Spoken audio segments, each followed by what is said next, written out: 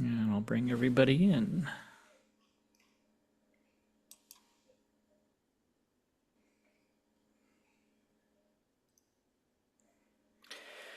Hello, everyone. Welcome to Ask the Editors. We are your editors. We are part of a new endeavor called the Narrative Guild. So, Robin, Amanda, Alida, and I are all colleagues. We've been working together for a while now, and we launched a new website called the Narrative Guild where you can find out more about us and the work that we do.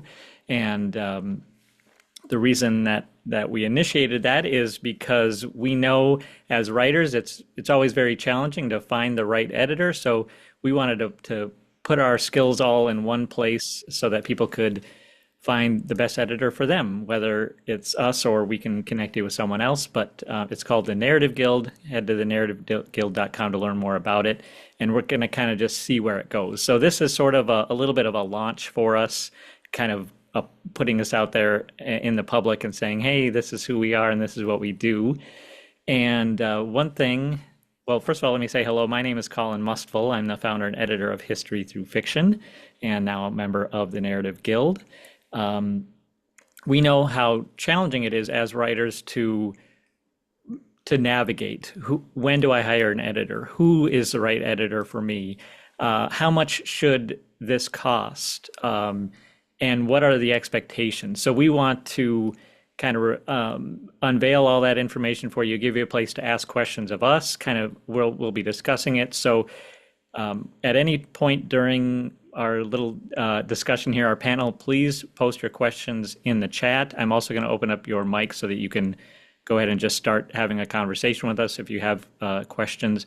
For now, please say hello in the chat. Let us know where you're joining from. Maybe you can drop a question in now, like why are you interested in learning about the editorial process, or maybe something that you're working on, anything like that. Okay, without further ado, let's introduce our panel. Robin, why don't you say hello? Okay. Hi, I'm Robin Henry. I am a freelance editor and book coach. I have been doing this kind of work for about 5 years now, I guess coming up on 6. And before that, my previous life, I was a librarian for a long time. And so I approached editing from standing in the place of the reader.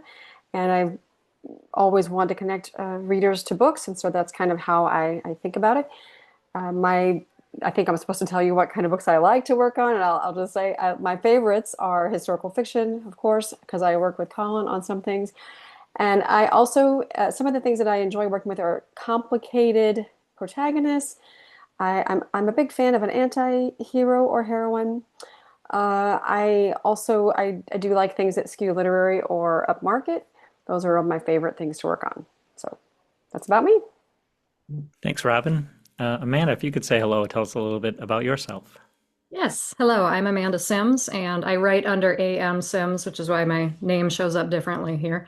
I am a horror writer, so I like doing the dark psychological stuff, monsters, cryptids, all the things that go bump in the night are my favorites. But as an editor, I've had many different writing jobs over my lifetime, which has helped me become a great editor. And I like to say that I'm kind of a chameleon editor where I can edit just about anything. I've read all of the genres. I enjoy most of the genres. So that's kind of my specialty is that I'm able to put different hats on while reading so I can, really get into whatever style, syntax, voice, all that fun stuff with the writer so that I can help give them the best feedback that doesn't deter from what they're trying to accomplish with their story. That being said, my favorite obviously is the darker stuff. I love a good heroine's journey. Anything that has a unreliable narrator. We were just discussing that before this started. They're difficult to write, but they're so much fun to read. So yes, that's my background. Thanks, Amanda. And finally, Alida. Hi, Alida. Hi, yeah, I'm Alida Winternheimer, owner of Word Essential, where I've been a professional developmental editor, writing coach, and teacher for 14 years. I love helping writers develop their story craft, especially narrative craft, and some of the more technical aspects of storytelling that I think can get overlooked sometimes in the books and the resources out there. And I work across genres. I love helping writers who don't fit neatly, whose writing doesn't fit neatly into a genre box. So, yeah, that's Awesome. me. Thanks, Alida. And Alida has wordessential.com. Do you want to tell us briefly about that? Yeah, that is my business name. So that's where you can find my developmental editing coaching classes and also creative writing workshops. So, and I work primarily with novelists, but also nonfiction, narrative nonfiction writers, including memoir and some, other like history, business, those types of writing as well. Awesome.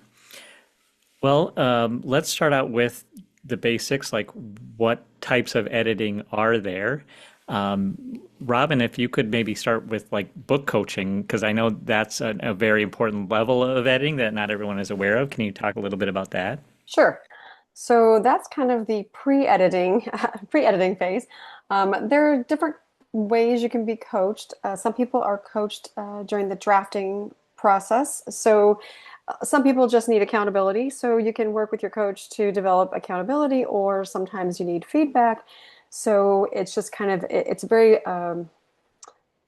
it's an individual kind of bespoke process, but usually I work with people who are either drafting or revising in semi-largest chunks, like 10,000 words at a whack. And we'll have a meeting. We always have a meeting to talk about their work, and it just kind of helps a lot of people stay on target, like they have a goal, like a writing goal. I know that you're doing some group coaching, so you may want to talk about that. But that's kind of what I view. Coaching is sort of like the pre-editing phase to kind of get that draft ready to be developmentally edited. That Thank helps. you. Thanks, Robin. We did have Aline ask for our links. I'm trying to get those I'm in there, but trying. you know what I'll do? I'll send an Same. email after this with all of Okay. our links and bios and all that sort of stuff. Um, I did open up the mics if anybody wants to raise their hand and ask a question at any time. Feel free. We want this to be kind of conversational. So let's talk. What other levels of editing are there? Alida, what levels of editing are there out there? Yeah, well, I can address developmental editing because that's where I focus coaching and developmental editing, which is with developmental editing, you've got a story, but it needs help. You need an expert to focus on the story craft, high level and down in the weeds level, going through it line by line, page by page, and not copy editing, but giving you help to really take the story where you want it to go to help you fulfill your vision. So if someone works with me as a developmental editor, they can expect a major rewrite coming after this work because we're looking at your plot arc, your character development, whether or not your supporting characters are pulling their weight, if the subplots are helping advance the main plot or causing drag. So really high level craft. Thanks, Alida. Yeah, one thing I enjoy about developmental editing is really just kind of getting at the heart of what the story's about and helping the writer bring that out in a way that the reader understands and has that emotional connection to it. Amanda, do you want to talk about line editing, copy editing, any other levels of editing? Yeah, the fun stuff. Uh, Yeah, that I would say that, my what I've done in the past, it covers everything that these guys have all mentioned already. I think my favorite conversations are always when somebody finds out I'm a writer and editor and they're like, I have this idea for a story, but I I know, don't know I love that. if it's anything. And it's like, oh, tell me all the things.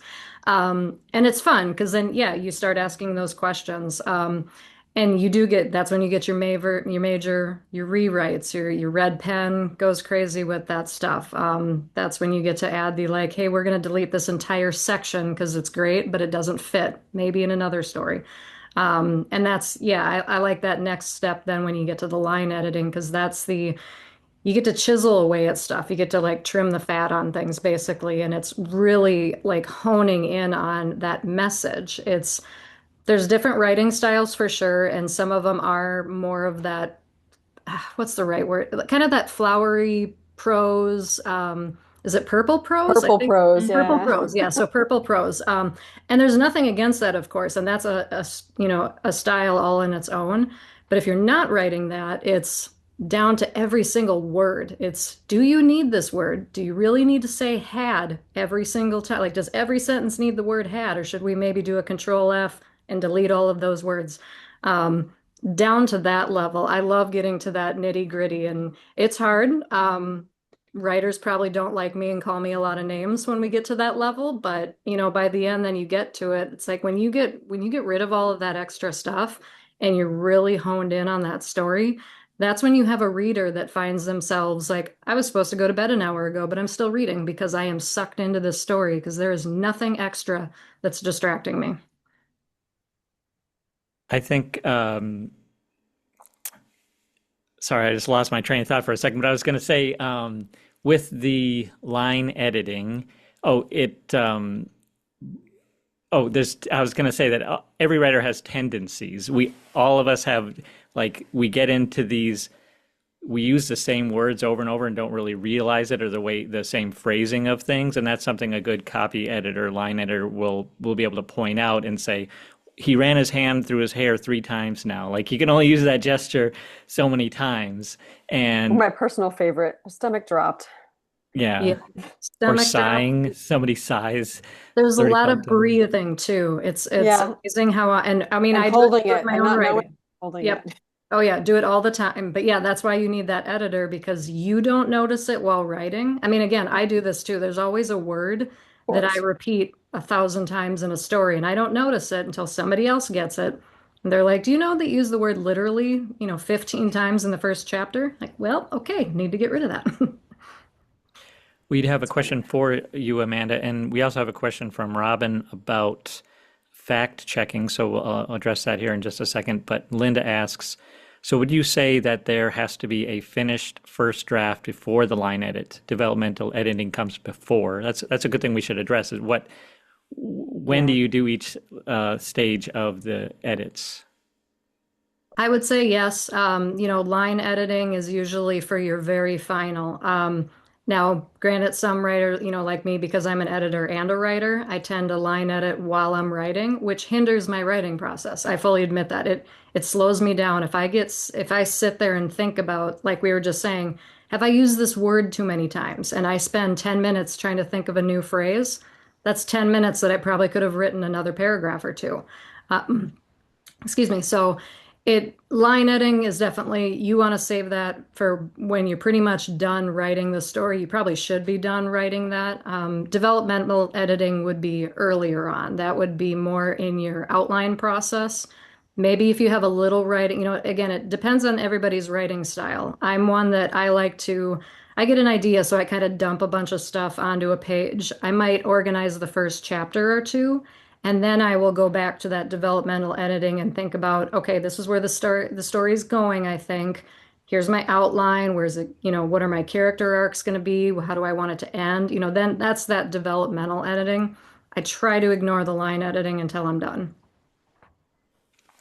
Yeah, so just as like a basic overview, thinking about the editing and revision process, you want to start with just one reader, a spouse or somebody that you trust that's going to at least give you some honest feedback but treat you well. Then you want to go to beta readers, maybe people you don't know that are going to give you objective feedback about whether they liked it or not. Then you're going to want to go to after you do several revisions and have a chance to really read it over and refine it, then you go to that developmental edit. And this is important. You want to make sure it's ready for a developmental edit, because if your editor gets something that's not ready, then they can't apply the craft to it. You kind of have to back up. And so you end up paying for a developmental edit, but you're actually getting book coaching Yeah. or teaching. And actually, I should mention that if you do need help with how do I write a novel? How do I have something that's a complete narrative? That's where book coaching is before that developmental edit. Then from there, I would say line editing comes before copy editing. Line editing is like the flow and structure of the sentences. Copy Mhm. editing is word choice and punctuation and things. And then finally, proofreading, smoothing everything out, making sure everything's in the right place, and then you're good to go, and you can publish. Does that sound? Everyone agree with that mostly? Yeah, I think so. Yes. Yeah, and I would add that every editor has not only their own sort of specialty or um, top skill set, but also their style. And you can find quite a bit of overlap, you know. So if I'm doing an edit of someone's manuscript and I notice their writing tics, I will flag that for them. I'm not going to do like a copy edit where I'm marking every single one, but I'll make a note, hey, are you aware that this is your tic or what you do? And so, you know, there's going to be some overlap. And when you find one you want to work with, and your personalities align and your goals align with their editing style and what they offer, you can get a lot out of that relationship because it's not quite so cut and dried, you know, and so you get like a set of things with your developmental editor, and then you get a set of things with that line or copy editor. Just so you kind of see, and I think that's kind of the fun and the beauty of it too, is Yeah. Yeah. finding that relationship and fit. Yeah, that's a good point. As editors, we're going to focus on the level of editing we're doing, but we're not going to ignore obvious things that we see and we can flag. And sometimes it's just like impossible to ignore, and you have to bring it up. But at the same time, it's too hard to do two levels of editing at once because you have to focus so much on getting one level right. Mhm. Mhm. Well, Alita, as long as you were talking about that, Valeria asks, what are the first things you want to know from an author seeking a developmental edit? So what questions do you ask to make sure you're the right fit for them, they're the right fit for you? Mhm. Yeah, so I want to know where the writer is at in both the process of writing their novel, and also their development as a writer, because that's going to give me a sense of what kind of help I can offer and how to best, you know, help the writer grow. But then the goals, what do you want out of the relationship? Are you looking for somebody who's going to go through your manuscript, make a bunch of notes and hand it back? Are you looking for um, really learning? I mean, that's, as I said in my introduction, I love to focus on the story craft. So my kind of niche is teaching while I do the editing. So instead of saying change this, I say here's where I see a strength, here's where I see a weakness, here's the choice I think you could make based on what's on the page. So then ideally, anyone I work with is also growing as a writer in addition to improving the manuscript, you know, and I think all of us here share that perspective on what we do. Yeah, so I think where you're at and what your goals are and what you want from me so that we can see if we're a great fit. Oh, I didn't forget about the question we had earlier about fact checking. So that's another level of editing, which sometimes, I mean, when I'm doing a developmental edit, I flag things. I'm like, oh, well, this Yeah. word never would have been used at that time. But I won't stop and do a lot of research. And that's one thing. If anyone was part of our History Through Fiction conference, we had a session with Grace Turton, who that is her specialty to do in historical research. So sometimes, depending on what type of a novel you have, you may want to get a fact checker to make sure, or some of the major publishers, they all have fact checkers looking through. So I would say that's more of like that middle level of copy line editing, having someone really comb through it and make sure there are no anachronisms in historical fiction. Well, And and you it's, need, sorry, you need no, fact go ahead. checking and not just historical ones too, because for example, I recently, well, it wasn't that recent. I read a mystery where the murder that happens right at the beginning, a guy gets poisoned with antifreeze, and it's like, no, that doesn't work that way. Like you don't just drop dead when you get poisoned from antifreeze. Sorry, I listen to a lot of true crime. So the author kind of eventually came up with this sort of what I felt like was not a great excuse of why that happened. And so for me as a reader, because I come at this from a reader, like I just did not love the story because I was so irritated that the murder was wrong. And so there's a lot of things in your book that might need to be fact checked. I just recently finished an edit with somebody and I didn't know the answer, but I asked the question, because it had some technological things in it, some computer things. And I said, hey, is this really the way this works? Because somebody will know and it'll bother them. And so I just wanted to make sure she knew because I didn't know. But Can I there's, jump off of that? yeah, To go along with that, beyond fact checking, you also want to pay attention to the genre that you're writing in and what some of the norms are.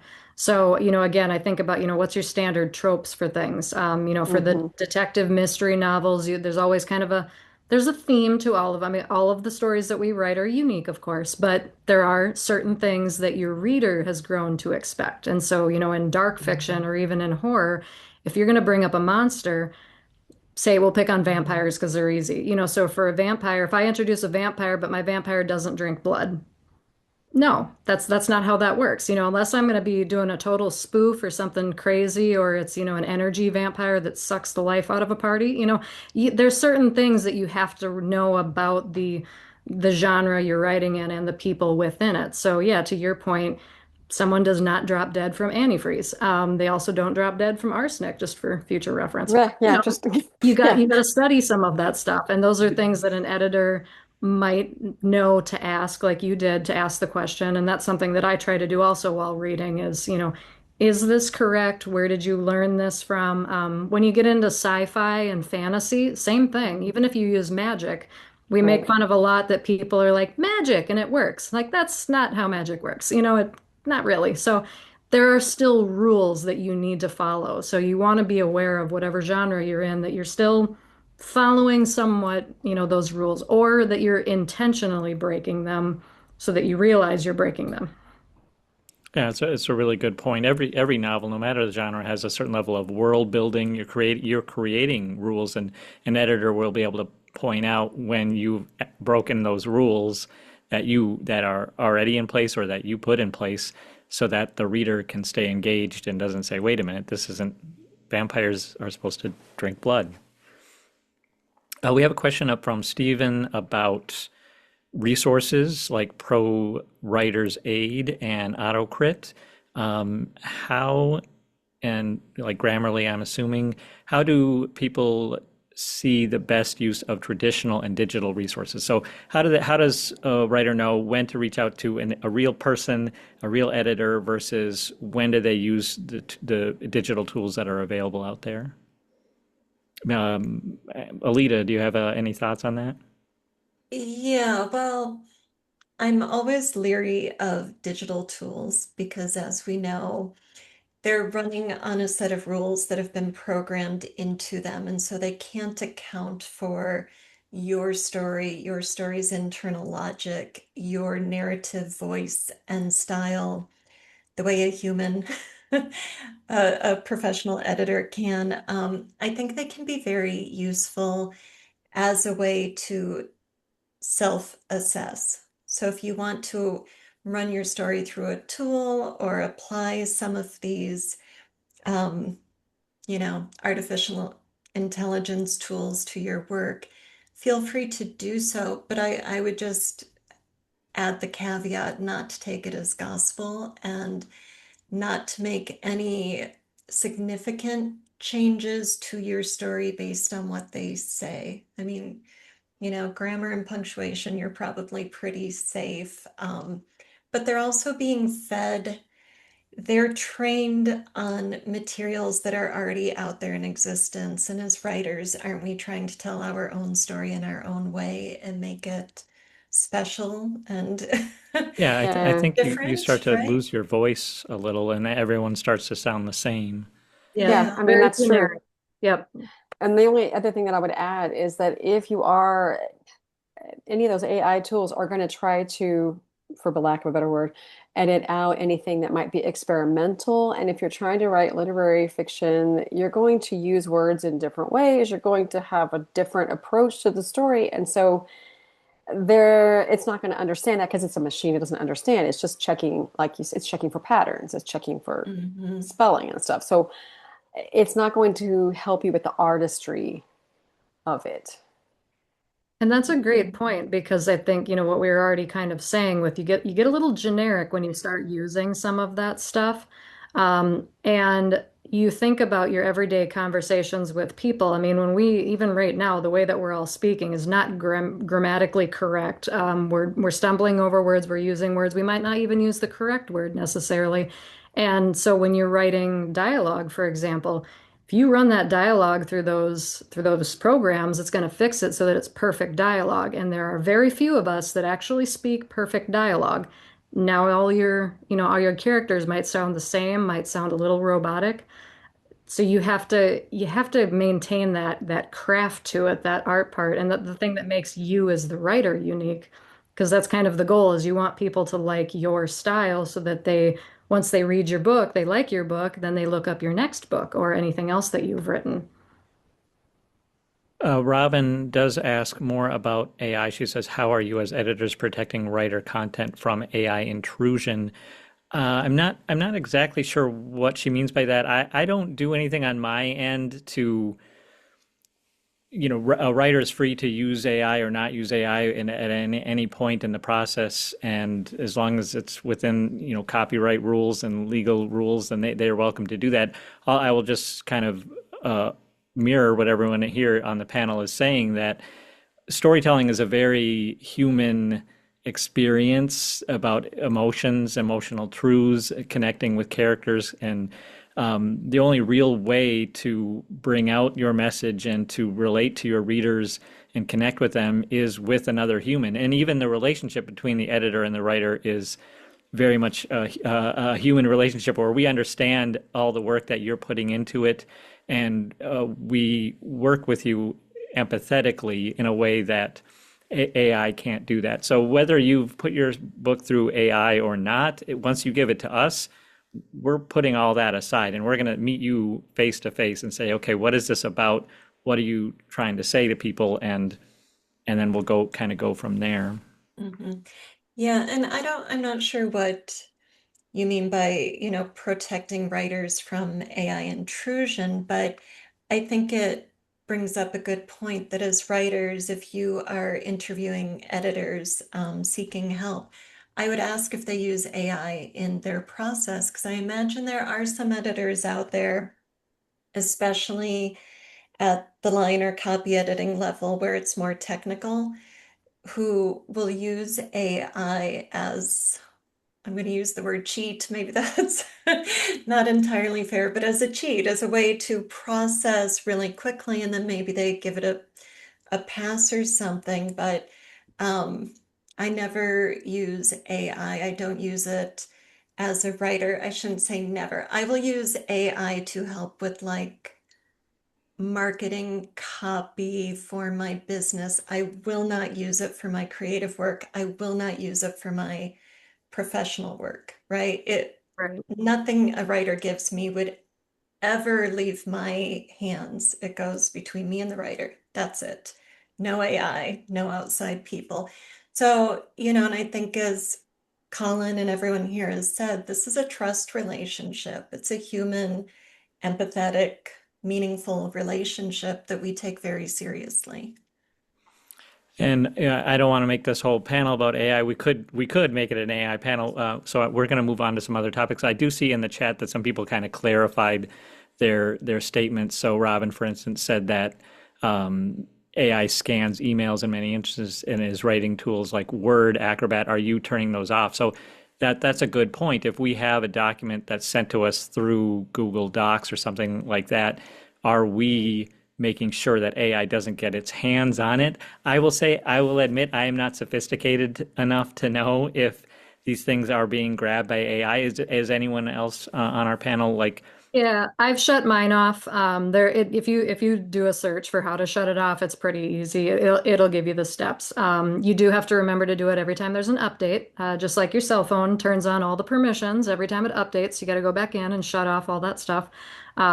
So yeah, I mean, I do my best as well to shut all of that stuff off if I can. I don't use any of the programs either. I always like to remind people that that's the fun part. Like the writing, even the editing. I love editing. It's fun. So yeah, I'm not going to offload that work to anything else. Like I get to do that part. If AI could figure out how to do my dishes, I'd be all for it. But no, this is the fun stuff. I'm going to do this work. And then Stephen just clarifies that there are a lot of tools out there that helps generate more questions, helps the writer to address things that they might have missed before then going to an editor. I think that's important to note that there are a lot of tools that are very useful as long as we talked about, we're not relying on them to change your voice and kind of do the work for you, do the creative work. We have a question about sensitivity. I'm going to get to that in a little bit because that's another heavy topic. But Andrew wants to know about a synopsis. Should you have a synopsis ready before contacting your editor? Robin, I think you know the answer to that Oh, one. yes, please. I usually ask for a synopsis because that helps me to understand kind of how you see the story and what it's about and kind of where you're going. And then I ask some of the questions that Alida was talking about, so what is your goal with this and where would you like it to be? And so the synopsis really helps with that. So yes, I would be all in favor of that. And I usually ask people for it. Yeah, synopsis definitely helps orient us and helps us understand the story, so we kind of know what we're getting into. And then on a follow-up to that, what materials do you request from the writer before you make that agreement of working together, Amanda? Honestly, I kind of have my own little checklist it's those questions that I'll go back and forth with the person to figure out what style of editing that they're looking for as well. Because rarely do I get asked for something specific. It's usually, hey, I've got this story. I need some help. It's like, okay, so then, where are you at with the story? Have you started writing? Yeah, then I'll ask some of those if they've written before or if they're a new writer to know, judge a little bit if they know what some of these steps are. Um, Synopsis is always helpful. I do find, just for anybody on the call who is a newer writer, that synopsis is not set in stone. So the number of times I get a synopsis or I write a synopsis that by the final product, very different. But that's part of that writing and editing process as well. You're going through it, you're asking those questions.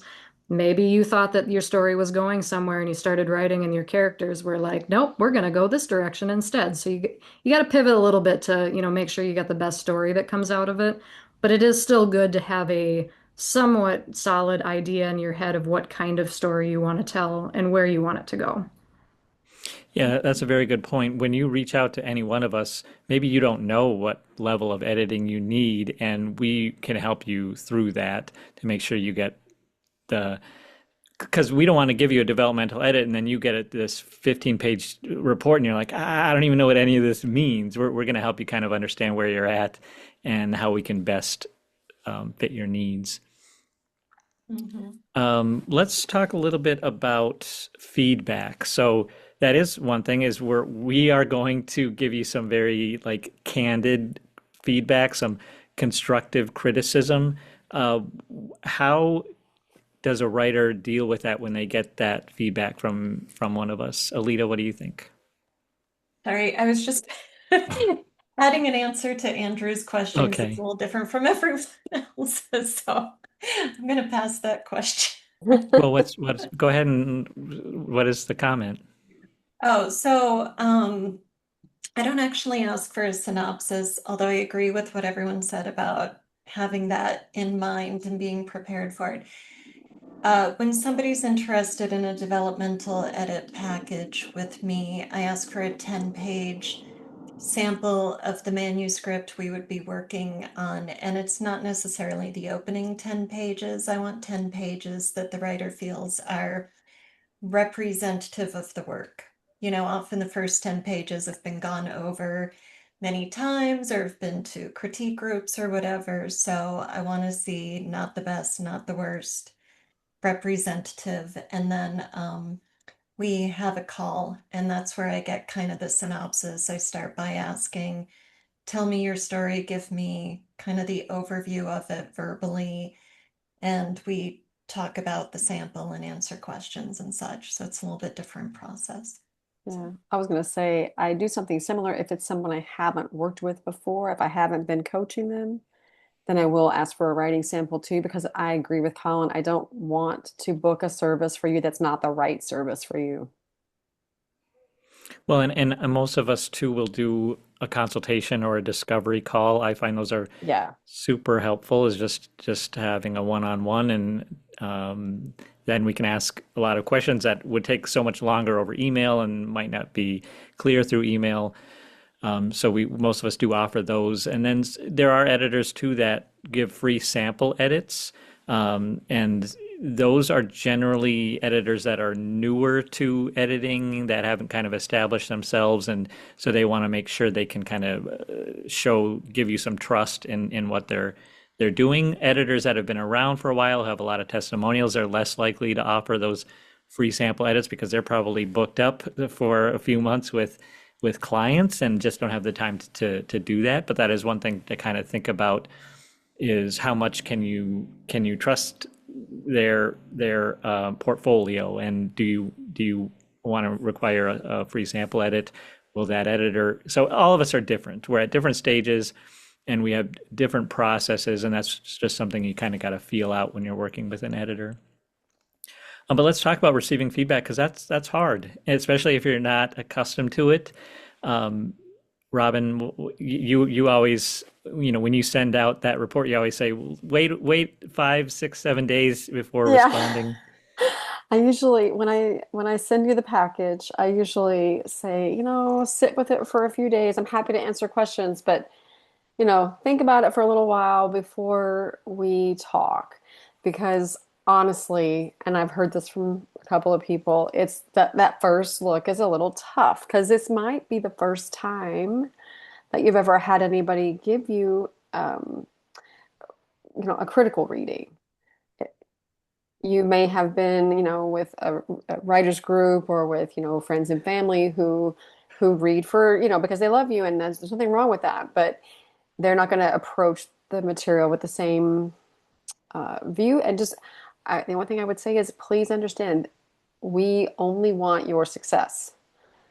It was never intended to be, and we try to be gentle, but it is only to make the book better. That is what we are. That is what we're here for. I always go for a run when that's my, I read it and then I can go for a run. I usually run really fast too, because how dare they question this? And it's like, oh, that they're totally right. That's So that's hilarious. my advice normally when I send to something. And yeah, same, Yeah. you got to warn people, especially if you're making edits, you open that Word document, it's like 10,000 comments, like So many comments. Yeah. 10,000. Like, well, every time I delete a word and replace it with a new word, that's 2 comments. If there's a Mhm. space, that's 3 comments, so 3 for 1 edit. So you got to watch that stuff. And I will say too that, I warn people on accepting the comments as well. Like, obviously, we're going to do the best job we can, and we're giving you advice. But we want the reader to actually read all those comments and edits and make sure that they agree with it. Make sure Yeah. that we understood a section correctly. If I'm trying to clarify something and I don't clarify it correctly, I want the reader to tell me that. Then we need to discuss why there's a miscommunication going on. That's something that needs to be worked on. But you want to make sure you actually, so even if there is 10,000 edits, like, you can't just hit accept all. You need to actually go through and accept them. You can probably do it quickly on the commas and formatting and stuff, but you want to make sure that you as the writer agree with everything that your editor is saying too. And yeah, it probably is a good day to say, or a good time to say, wait a day or two, make sure you're in a good mood, maybe watch a funny movie before, something to Yeah. set the tone a little bit as well. And do it over a couple days too. Yeah. You Don't don't take it all normally at want to, once. you get excited. Yeah, you get excited. You want to get through all of it, but at the same, yes, eat chocolate, whoever said Lisa says eat that. chocolate. Yeah, I like that. You want to make sure that maybe not coffee. You don't want to be too wired, but make sure you're in a good mood as well and go back over it. If there's an edit that you don't like, just skip it. Go through, hit the easy ones first, and then you can go back and look at, why did they delete this paragraph or why did they tell me to drop a prologue when I love prologues? And it's like, well, do you need it? So then you can have that discussion as well, that follow-up discussion. And that's an important point that you don't have to incorporate those edits. You can reject them, or you can say, no, I'm keeping my prologue. I don't care what Amanda tells me to do. But don't make that decision the first 5 minutes. Sit with it for a while. Once you can separate the emotions, and then think about it objectively, I think that's really important. And I've told this story probably more than once on Substack, but one time I got my editorial report back and I responded to every comment like, why, or what, this doesn't make any sense to me. And the editor said, you're being hostile. And anyone who knows me knows I'm not hostile. So I just did not handle it well. And that's totally natural. You're going to have an emotional response. You spend a lot of time working on these things. We ultimately don't know everything that you put into it and what your ultimate goals are, but we're going to use our experience, our knowledge to help you as best we can, and it's up to you then to decide whether or not you want to use that or not. Well, let's go to Stephen here, who asks about multiple volumes. Robin and I are actually working on this right now, where I'm doing the second book in a series, and it is very, very, very helpful to have done. I did the edit on the first book in the series, and Stephen makes a good point that I wouldn't recommend hiring a new editor if you're working on a later book in the series. It's very helpful to have the same editor working on every book in the series, but it's not impossible because storytelling is the same, craft remains the same. Somebody is going to be able to come in the second or third and be able to give you good critical feedback, but it will be limited if they haven't seen the first or second or earlier books in the series. Any additional thoughts on that? I would just make that part of the conversation. If you've got an editor who does part of a series and then for whatever reason you need to hire new, maybe the new editor could work off of a synopsis of prior books combined with some sample chapters so you understand the voice. You kind of see some of the primary world building and things that are essential to really understanding the book that you're working on, and then just to reiterate what was said earlier, you don't have to take any suggestions that are given to you, right? So if the new editor says, well, this is what I'm seeing on the page and this is my advice here, but it doesn't work because of what came before, then that's just part of the conversation. And I think by the end of working through one manuscript, that editor would be primed for the rest of the series. Marie makes a really good point that it's better to talk to your editor before the book is published, and then readers get a chance to give their comments. And speaking as a publisher, I can't tell you how many times I'll see a review on Goodreads or something where it's like, shoot, I knew we should have done that. I knew we should have fixed that, but we didn't. Readers are very perceptive and they'll point out every little thing. Yes. Robin asks about, she says, Amanda, you mentioned working in Microsoft Word. Is that the only tool each of you use? If not, what other options are there? I will say that I prefer Microsoft Word. I also will work in Google Docs and Apple Pages. Do any of you use other tools? No, I those use are the Google three I Docs. use. Yeah. I I do have use Google actually Docs, had, but I did have one manuscript that was mailed to me, so we actually got to do the paper. And I will say I bought a brand new red gel pen just for that because it was like, oh, this is going to be fun. That was difficult, but yeah, I think those three programs I use. Mm. Yeah, I only use Word because it has the most robust track changes feature. I Word is write in definitely best. Scrivener. Everything Yep. I send out in Word, and I don't love Google Docs, and I'm not a big fan of, I'm just a little nervous that Google scrapes people's data and uses it for their AI models and stuff. So I'd much rather someone email me a Word doc, and we can turn off the the AI systems on our end and Yeah, and you work can that work way. offline, which can be important.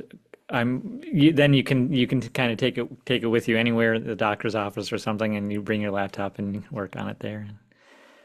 So we did have a question that I want to return to about Marie says, how do you edit when the book has characters from different cultures and make sure that the book represents each culture well? I'm mostly thinking about indigenous and white potential of cultural appropriation, as that is part of my writing. So I guess I can start there. Well, first of all, we'll just say that every book has people from different cultures, people of different ages, people of different genders. So it is something that you can't avoid. You're going to be writing about people in different circumstances than your own, different upbringings and those things. So it is important to be aware of that and acknowledge that, and then think critically about what possible harms are there in misrepresenting whatever group it is. Now, I write primarily about Native American history in Minnesota, where I grew up, and I'm white. I have no Native background or heritage or anything like that. And there are some risks and concerns in doing that. And I have made mistakes where I used words that didn't represent that the people or their culture or their experience, and could add to their trauma or perpetuate misrepresentation. So it is something that you need to be aware of and study and talk to people. And at some point, you may want to reach out to a sensitivity reader, somebody who does have that cultural background, that ethnic background, whatever the case might be, and ask them for that help. And in most cases, you know someone personally that can help, but it's just like hiring an editor. You're going to want to pay them for that time, and you're going to want to respect the fact that they don't represent everyone from their culture. They're going to give you their own experience. And they're not going to solve everything. You might end up publishing that, and people are still going to have questions, and people are still going to have their own opinions, but they're going to be coming at this from their own experience. So you just have to come at it with honesty and transparency, and decide for yourself how important is it in this case to get help, to get another second pair of eyes on this particular character. I would almost suggest too, with, going beyond that, it's, when you have conversations with people, and this is where I know a lot of writers tend to be introverts. So we have a difficult time talking to other humans, especially strangers, but it is a great thing to do. And I have found that it has helped, like dialogue alone. If you go talk to somebody who you don't normally talk to, just you get to know them. But you have to, like Colin just said, everybody has a different background and a different perspective of these things. I've been numerous times dinged on my own writing for the way that I have the women in my stories speaking, because that the editors will tell me, like, women don't talk like that. I'm like, this is verbatim a conversation my friend and I have had. Like, we do talk like that. My friend and I talk like that. The editor did not. So it's that, then you gotta, to what Colin was saying, you gotta kind of balance that out. Think about who your audience is. So I know I have a certain style that I write. The women that I am friends with, we kind of talk that way.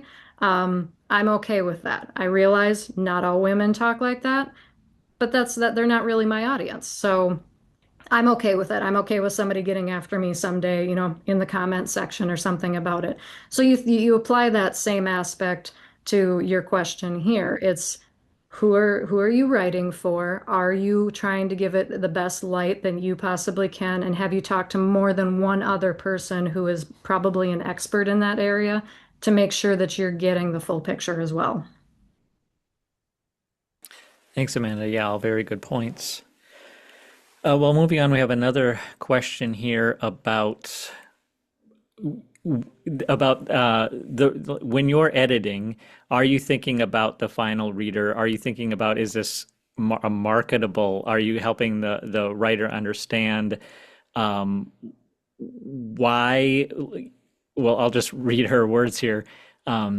you're probably aware of literary agents and publishers, generally speaking, what they are looking for in a book. When you work with an author, do you keep that in mind?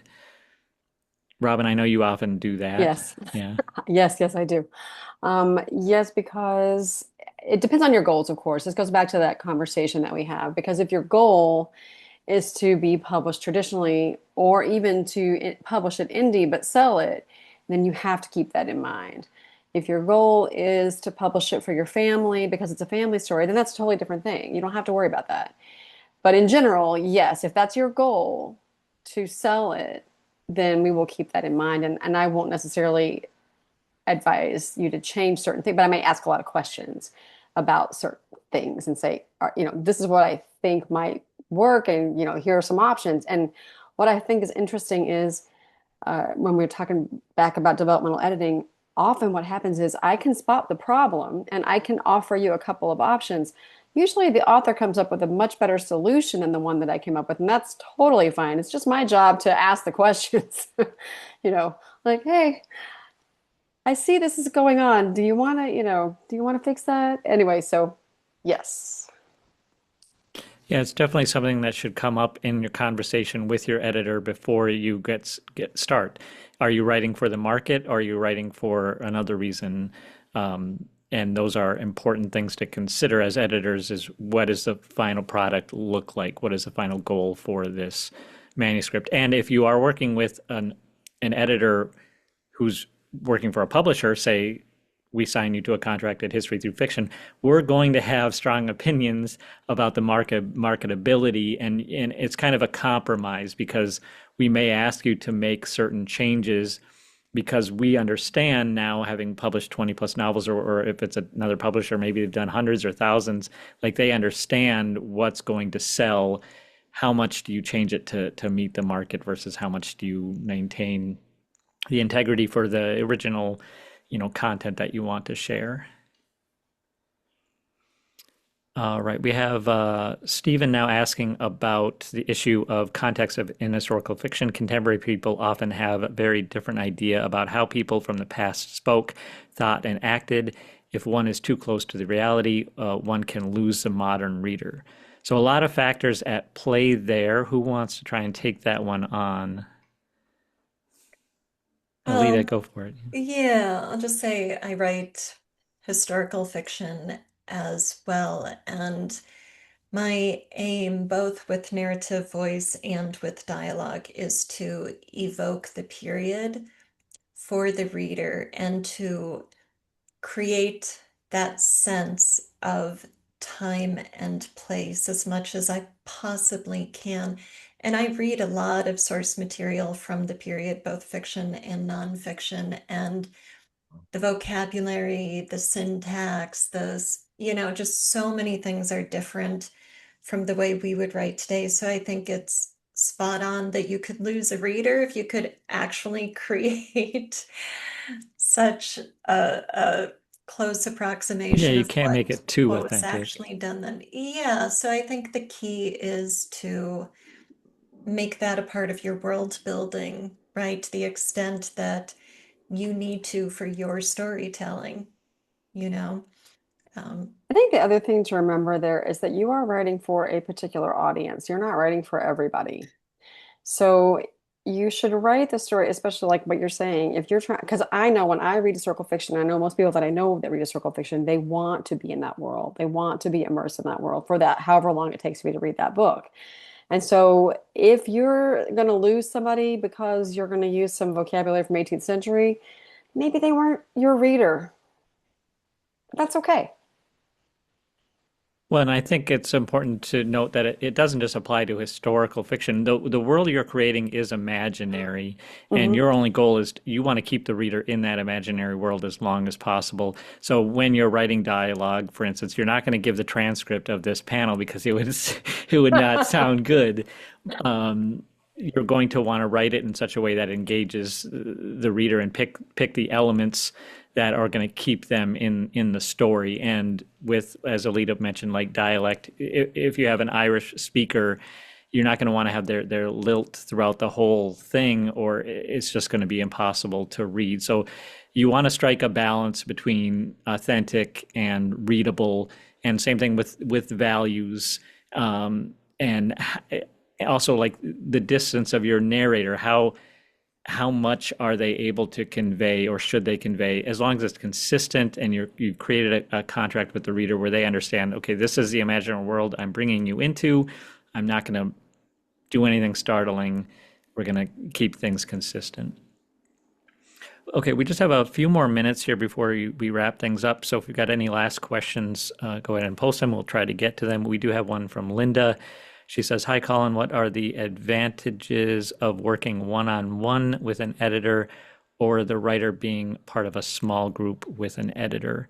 Robin, I know you do group coaching. I don't know if Amanda or Alida do that.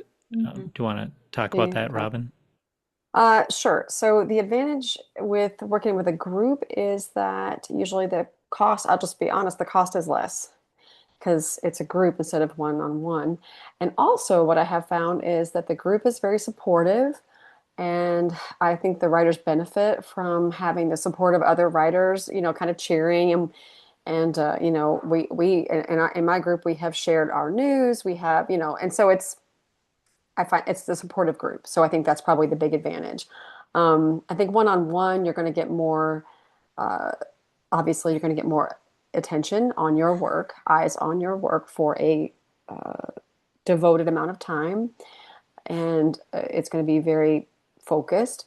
So if that's what you need, there's going to be, I think this is like, for all things, there's season. Sometimes the group is a better fit depending on where you are in the process. And sometimes the one-on-one's a better fit.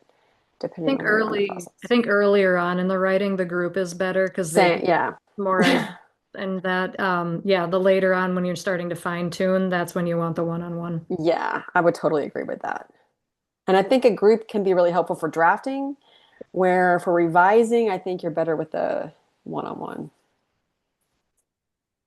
All right, we got one more question here that we will address, and that is from Andrew. He says, if the historical novel takes place in a foreign country where specific words are not directly translated into English, how do you deal with that? I mean, that's very important because, often you're writing, The Boy with the Jade, for instance, that we published, they're not speaking English most of the time.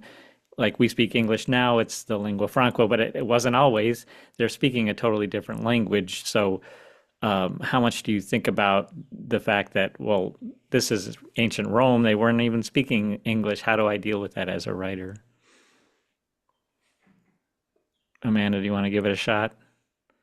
I honestly don't deal with this one as much. I will say it's it would depend on the story. So I've read some stories where they will leave, it'll be translated to English, or it'll be in English, and they will just leave that word in there.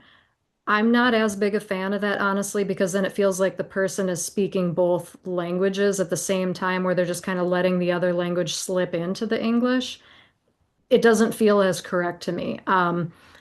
I will usually recommend more that you stick, if the whole thing, it's going to be in English because your audience is speaking. Yeah, you're writing to an English audience. Yeah. So I will usually recommend that you find the best translation possible. It might not be a literal translation. It might just be that, if the person was speaking that initial language, they'd use one word, but in English, you have to have like a whole sentence. You have to explain, maybe it's a metaphor or something. That's what I'll recommend. Because otherwise it's kind of, like when people speak Spanglish, like, you just slip in a word there. If that's not what your characters are literally doing, that is how it reads though. So yeah, I would recommend just finding a better way to write out whatever that translation is. And sprinkling a few phrases here and there can be helpful for atmosphere. It would really depend on the novel. I've read some that do that. But I think in general, I agree with the advice is not you're like you said, you're writing to an English audience, so the book is in English. If it wasn't another language that So and I can't find the exact page right now, but the style guide that I use, which is Dreyer's English, he pretty much says, don't write a lot of foreign words in there, just a few. Yeah, create a pattern and keep it consistent. Once the reader understands what that pattern is, it just kind of blurs into the background and they won't even notice it anymore. Mhm. If it's something I mean, to me, that actually sounds like a marketing thing. That sounds like when you're marketing your book, you can write in like, hey, here's this word, this is what it translates to me. That's some of that stuff you can sprinkle into the marketing, or if you want to throw a not a glossary, but kind of at the end of the book, if you want to include some of the historical facts in there, you could maybe include it there if it's a very unique word, or unique phrase, or if it's part of a pivotal moment. If it's just kind of a random thing in a sentence, not so much. But if it is a pivotal thing, then maybe. But yeah, I would almost save that more for your author interview when they're interviewing about how you wrote the book. Then you can And use your the word and explain it there. yeah, and your blog and whatever other Yep. kind of stuff you Yep. do. Mhm. And I would also, he added about putting English in parentheses. I would definitely not do that. No, that's one of those, we've had discussions before, and I've had this a lot with people with you got to trust your audience and their intelligence. And I know that we hear a lot that people are not that smart these days or they don't read as much. They're not your audience. They're not the ones reading these Exactly. books. Yeah. So don't count them in.